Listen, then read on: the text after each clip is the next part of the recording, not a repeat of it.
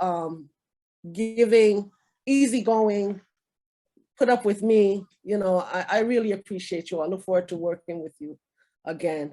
So we're heading into our last workshop, which is of importance, I think, to all of us here in New York City, especially. But also, immigration is something that impacts every state. And we are so, so happy that our PCUSA has such a strong voice. So I am going to turn it over to Jeff, who is a facilitator for this workshop, and he will take it from here. Thank you. I guess I need to unmute myself first. Thanks, Charmaine. I'm putting my email address into the chat, and anybody's curious about our Green Faith Circle. Moving on, we have discussion about immigration, and let me just preface this by saying that there are a number of churches in New York City who are doing amazing things, helping migrants coming here from Texas and Arizona. Our own little congregation has generated a good amount of money and given it to organizations that are providing direct care. I'm going to just speak briefly. I was about 3-4 weeks ago at a press release where there were a dozen people who had come here on a bus and were speaking about their experience. What they said was they felt mistreated, abandoned, abused by government employees, both at the border, DHS, and then coming here, New York City police, who are supposed to keep control in shelters, often would ignore the plight of these people. They said that they felt nothing but care and concern when churches got involved and helped them. And so I thought the contrast was amazing. We have Amanda Craft, who is going to be talking a little bit and presenting some things about what our whole denomination is doing outside of just New York City. And so I want to introduce her at this time. Amanda. Thank you, Jeff. It's great to be with everyone this morning. I will just preface my conversation to say that I'm on the road and I'm in rural Kentucky. So if you lose me at any time, please just know I lost signal, but I'm hoping that I can be with you for this conversation because I'm pleased to be able to talk a bit about what's happening in the country and what the PCUSA larger response has been. And before I begin my conversation, I just want to invite folks to think about when was the last time you moved? Oftentimes when we enter into conversations about migration, we think only about those moments when we cross international borders.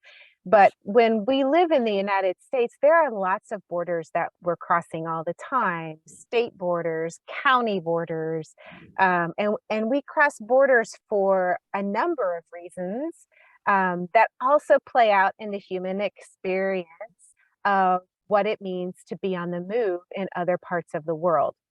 So I just want you to sort of reflect on that, right? What was the last move you made, if you've made a move?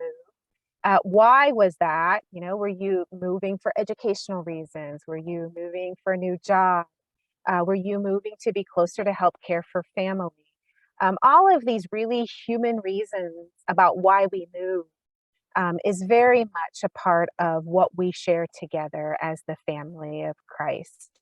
And I enjoyed I was in the environmental justice conversation before we came back.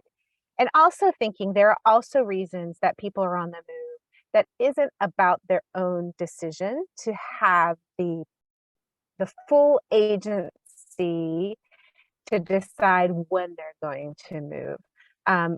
Climate change is one of those factors. So you have these push and pull factors that happen with migration, and that could be part of your story as well. Maybe you moved to be safer somewhere else. This happens a lot for a lot of people that we see on the move.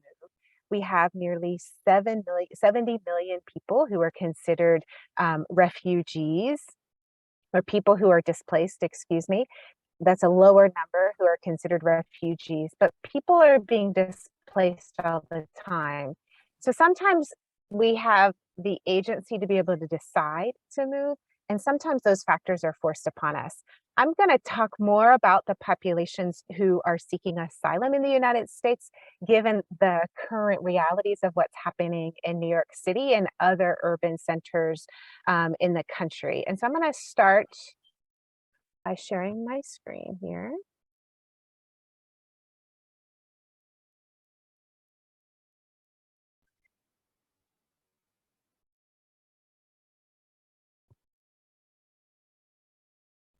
Okay, so just to give you an outline of what's happening around asylum in the United States.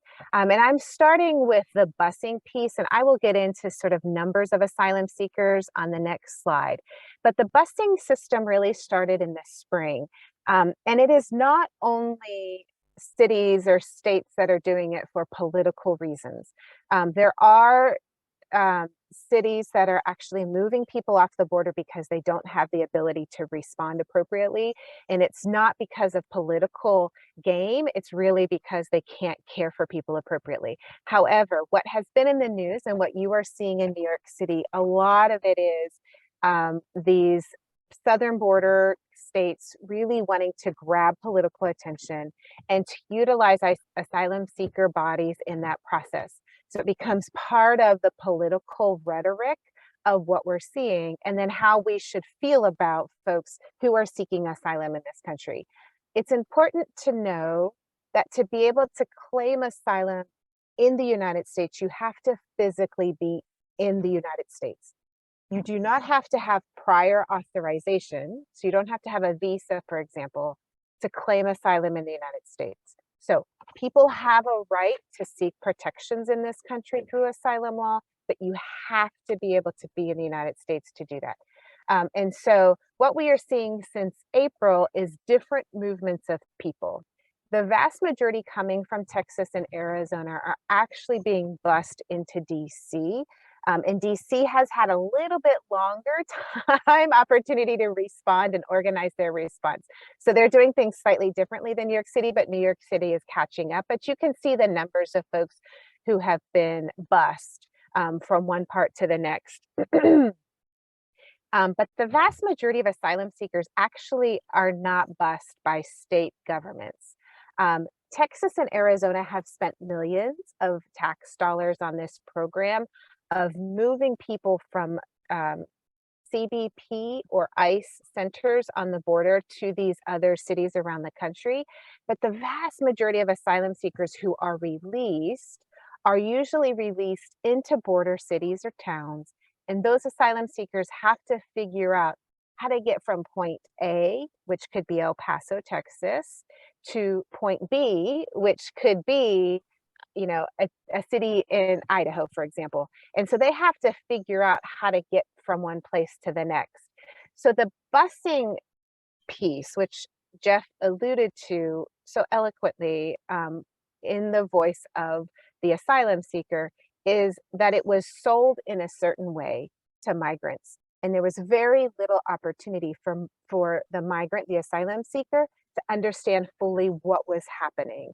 And it becomes even starker when we look at what Governor DeSantis did in Florida about paying for a flight from Texas to Martha's Vineyard. The lengths that government officials have gone to provide a narrative to asylum seekers about what's going to happen when they get on a bus and end up in another location has been vastly misrepresented, and again leaves people who are in vulnerable positions to have to make decisions about where they will end up. So it has created more chaos for those individuals. It has created chaos for cities who are responding, trying to receive them with compassion and care.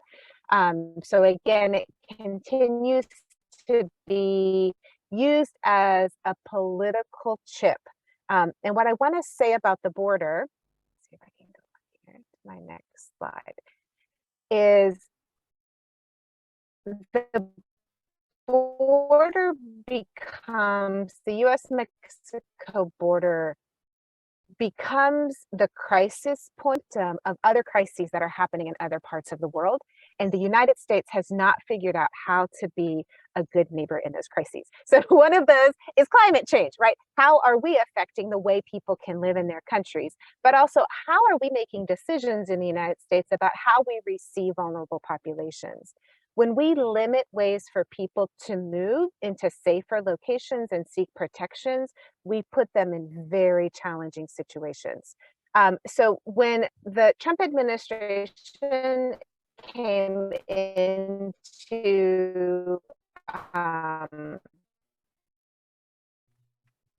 and I want to say this was under the Obama administration when we started seeing a shift of populations who were crossing the southern border without authorization.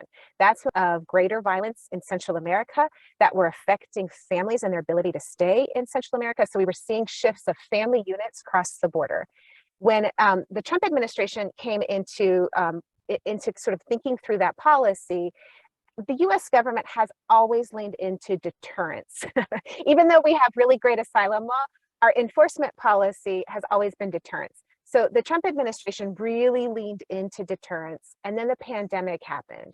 So they were able to make strategic decisions about keeping populations who were waiting for asylum claims outside of the US.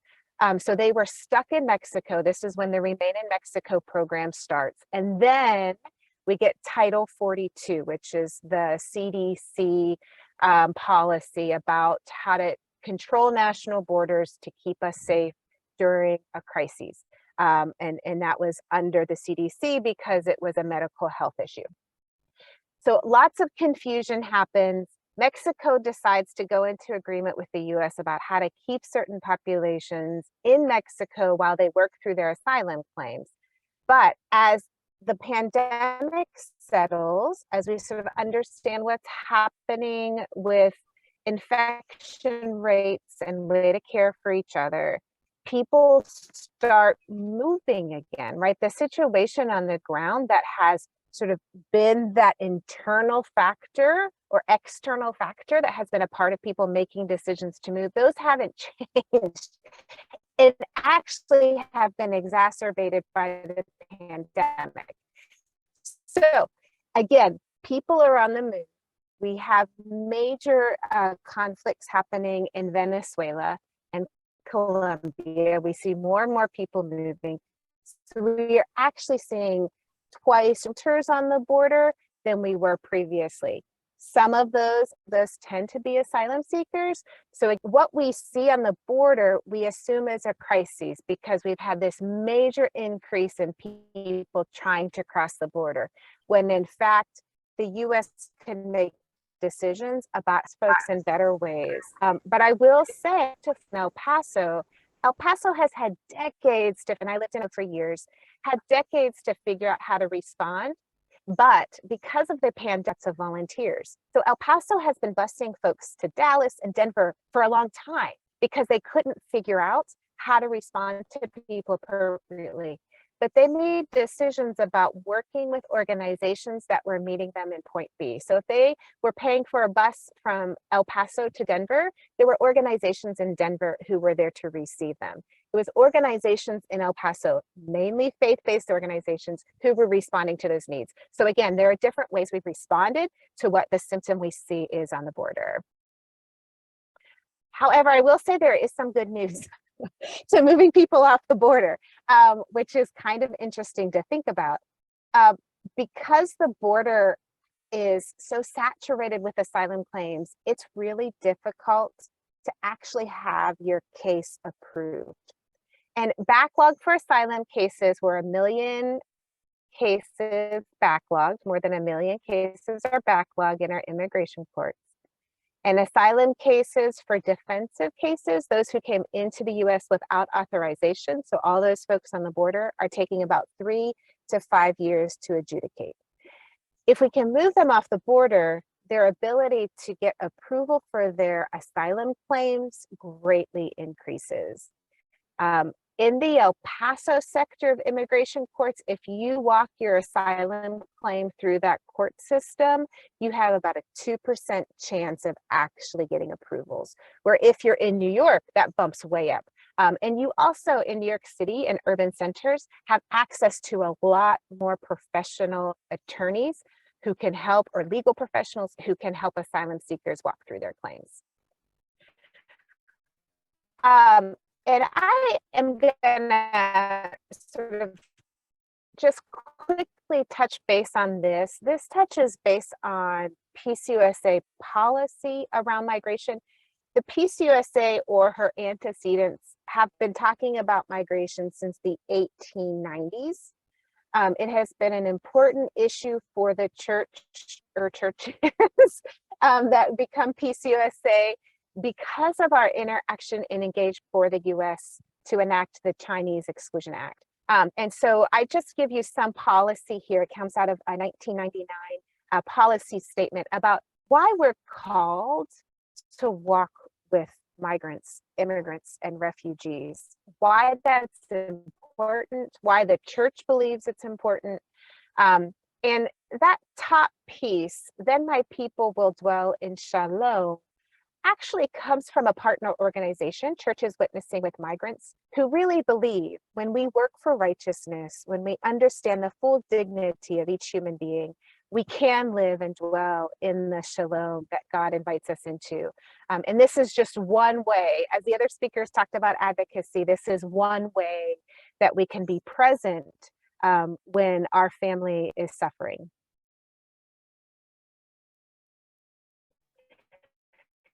And so these are just some pieces. I'm not going to go into these just yet because I want to go into sort of two organizations, and then I hope they're seeing on the ground.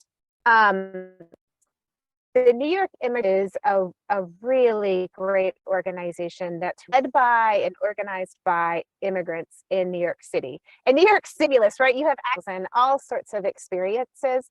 And this coalition has been extremely important. And we advocate to different layers of government to ensure that asylum seekers are being cared for appropriately, that we are being held to laws and statutes that we have enacted, and that we are being held to our commitments to care for one another. And so they have really been focusing on how do we do advocacy with our federal government, how do we do advocacy with our state government, and how do we do advocacy with our city officials to be sure we're ensuring the best outcome possible for newcomers in New York City. The other organization I want to highlight is Team TLC NYC. And this is an organization that grew out of Grannies and Aunties Respond. This was an organization that grew out of the family separation policy that was utilized by the Trump administration in 2017 and 2018. I don't know if you remember, there was this caravan of grannies, right? This sort of sense of care for others in their community that started in New York City and went down to the border to McAllen, Texas. Those organizations have popped up all over the country and really respond to bus ministry. They do a lot of folks who are traveling through one city to the next and providing care at bus terminals. There's one in Louisville, Kentucky that hasn't been really active lately, but maybe will become more so again. But this organization, which is a grassroots organization, has really been involved in the service to asylum seekers in the city. And so again, you have sort of these two very important ways that we can run as people of faith. You have direct need to meet that urgent and immediate need. Have this other piece that really is about that long-term vision that we have as people of faith. So how do we can live this screen, really want to invite Jeff or others to share and what might be helpful. Or, Charmaine, should I?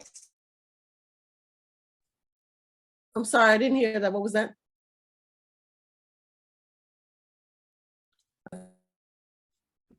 Uh-oh, is she still there? Amanda, are you still there? It's a good breaking point, because I We think may have lost her. Jeff, you can start talking about some of the on-the-ground efforts that are happening, and everyone who is on the line, if you know of a work that's happening, please raise your hand so that we could share it, because part of this time was that we wanted to see what's going on so that we can share it. I do know that Jeff has been working with a couple of people, so if you could talk about that work. And I know, Brenda, that the NYDIS was doing some work as well. So if Jeff could start off, and if you could just raise your hands if you have more information to share. What we're looking for are tangible ways to get involved. Well, actually, I'll start. Actually, my home church, Bedford Central, is collecting coats.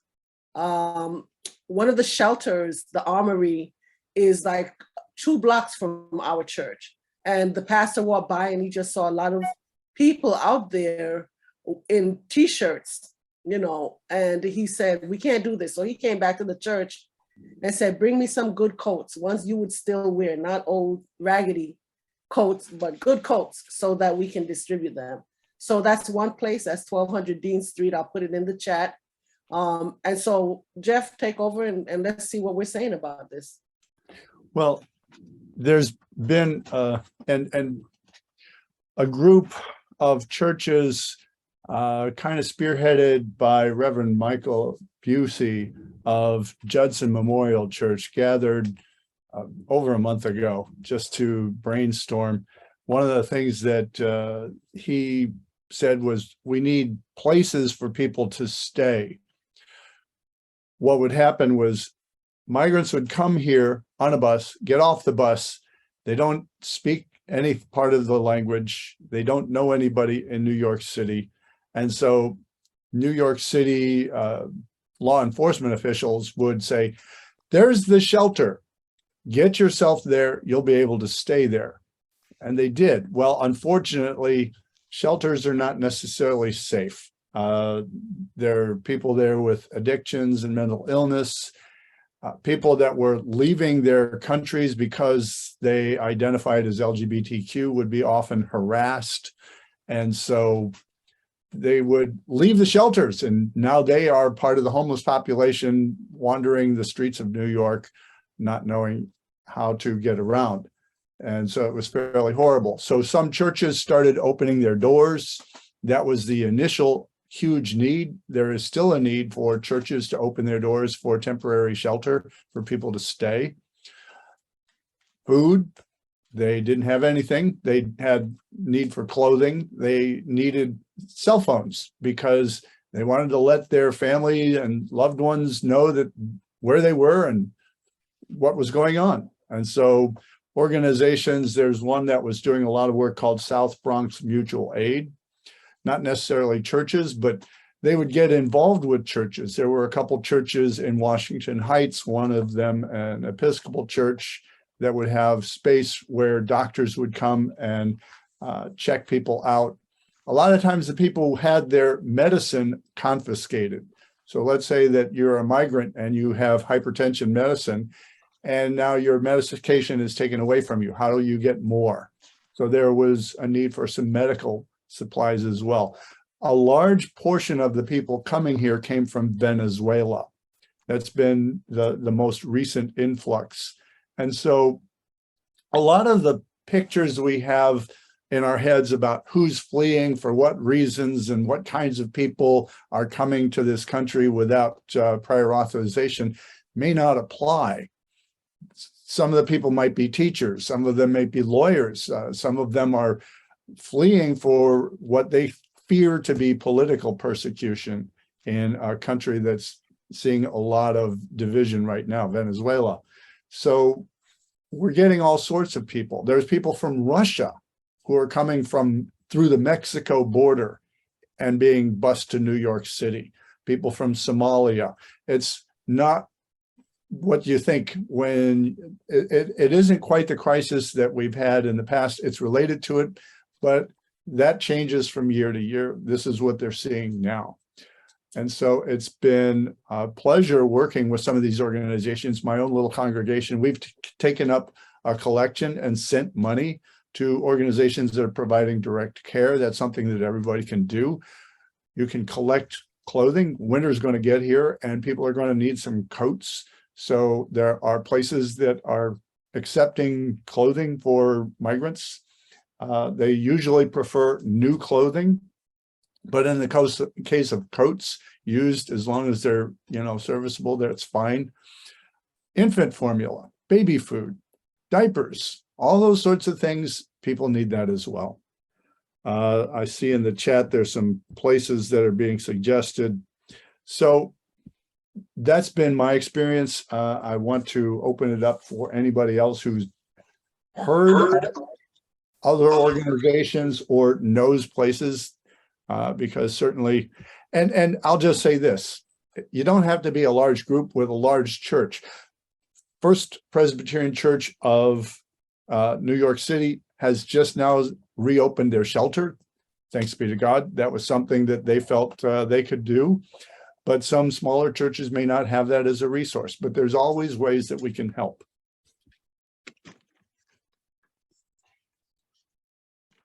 Thanks, Jeff. I don't know if other people want to raise their hands and chime in with resources. We put a bunch of stuff in the chat, and for those, for everybody on this call, I keep emphasizing that JMC frequently posts things on our Facebook page. I put the link in the chat, and also you can sign up for our newsletter where we make these opportunities known.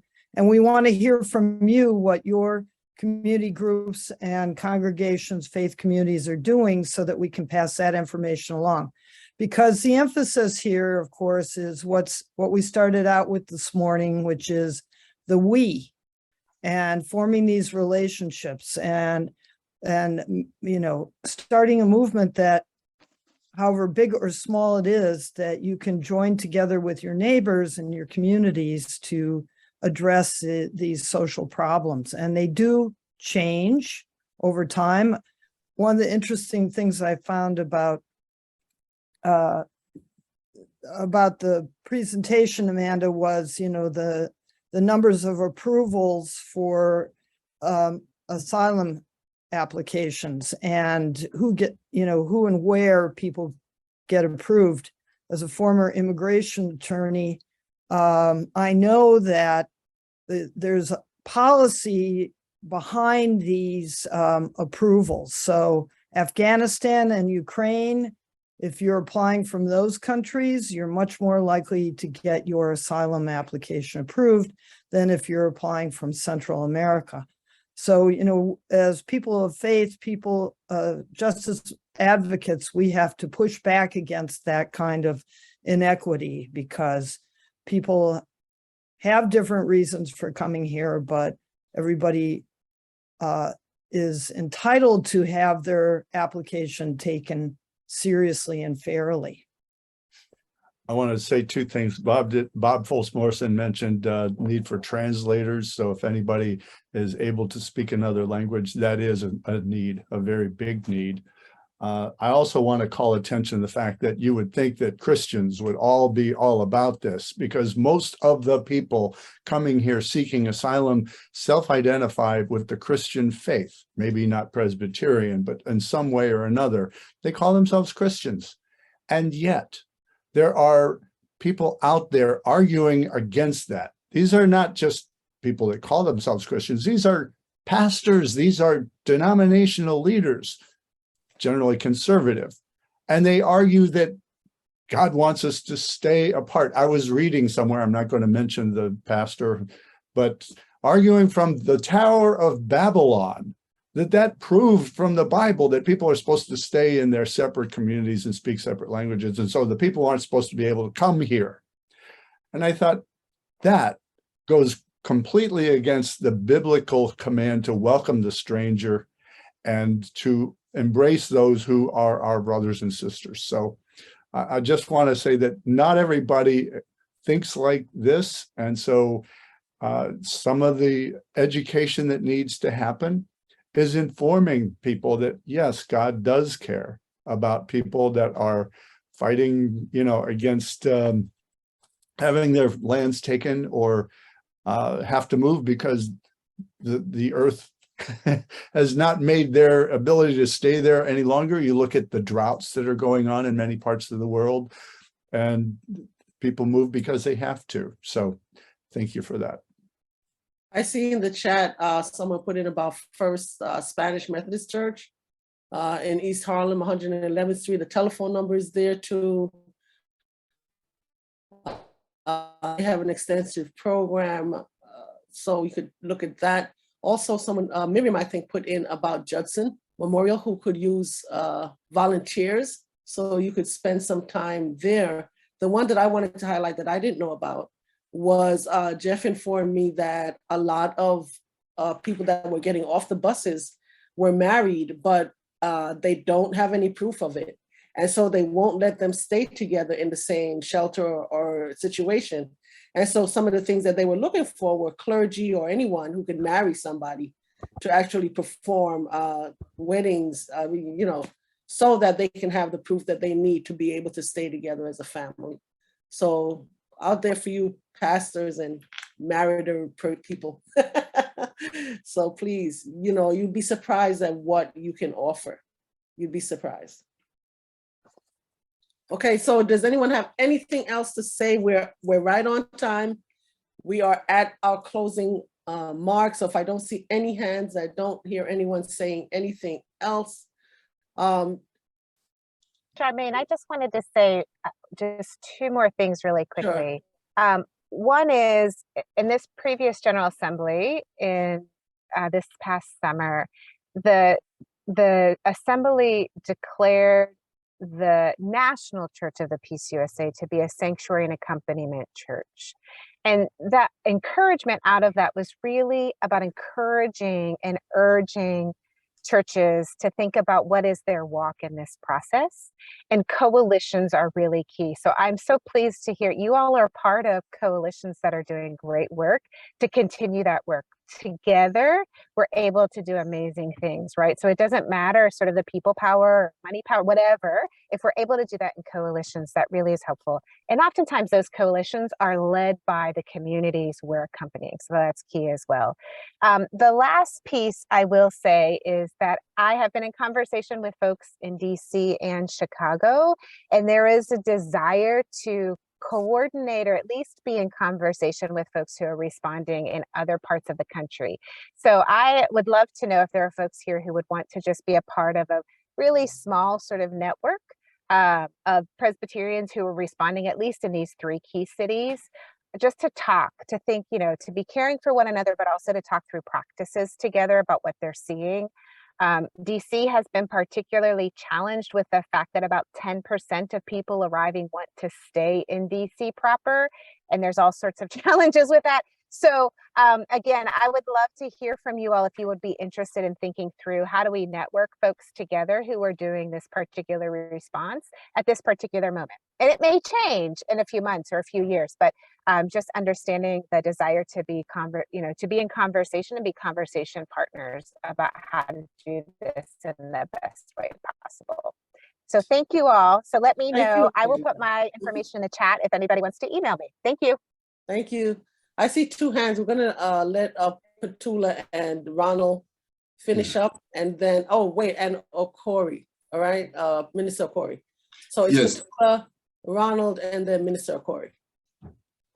Yes, I'm sorry. Petula, go ahead. Hi, everyone. I just wanted to use the opportunity to make a quick announcement. Inviting folks to a panel discussion around the American Rescue Act funding, and panel discussion is happening on Tuesday evening. And so it's about really centering community voices around how that money should be spent. There's much more to be distributed. The allocations have been done, but as we're doing this work, across every field, whether criminal justice, environmental justice, immigration reform, there is not just city money, federal money, state money, but federal money. And just a conversation around how some elected officials are allowing the community or hearing the community around how the people most impacted should have a say in how this is spent. So I'll just drop the link in the chat. It's Tuesday at 6. Hopefully some of you can attend. Thank you. Thank you, Petula. Ronald? Yes, I put in the chat, let us not forget that Bob Brashear, one of his last tasks, he was in Europe studying the immigration issues that they were having there and how it impacted them. And that was how he ended his life. He was still on mission doing this work. There is also, we have to act as magnets and disseminators of information. I know that 4 blocks from my house, there's Ellington House, residence that has a whole bunch of families there where children are going to local schools, and there's a need of TESOL instructors to help the parents learn English. I mean, there are many ways that everybody can just go help and hold conversations, and I think this is where we have to become active. We don't have to do huge things, but the little steps at a time can help tremendously. Thank you. Thanks, Ronald. That was awesome. Minister Okoro. Yes, I was about to ask if we can, the Church of Gethsemane will be glad to donate some nice clothes. Where do you send them to? And when do you think we can donate them? We have some nice clothes to donate. I know that there are places in Brooklyn. So if anyone has another place in Brooklyn, Gethsemane's in Brooklyn, just put it in the chat. But I will message you afterwards. I think I had sent it to your pastor, but I might have sent it to the wrong place. So I will send you their information. It's a small church, but they do big work in Brooklyn. And I know that those of you who are not on the criminal justice panel presentation, that Judith mentioned that Our Children has also set up a food distribution and clothing distribution, so you could drop things off in Queens with them too. Thank you. And now I'm going to close it off to Jeff Couture, Reverend Jeff Couture, who will give us the closing remarks and our benediction. Thank you all so much for coming. Thank you to all our panelists. And I think we had a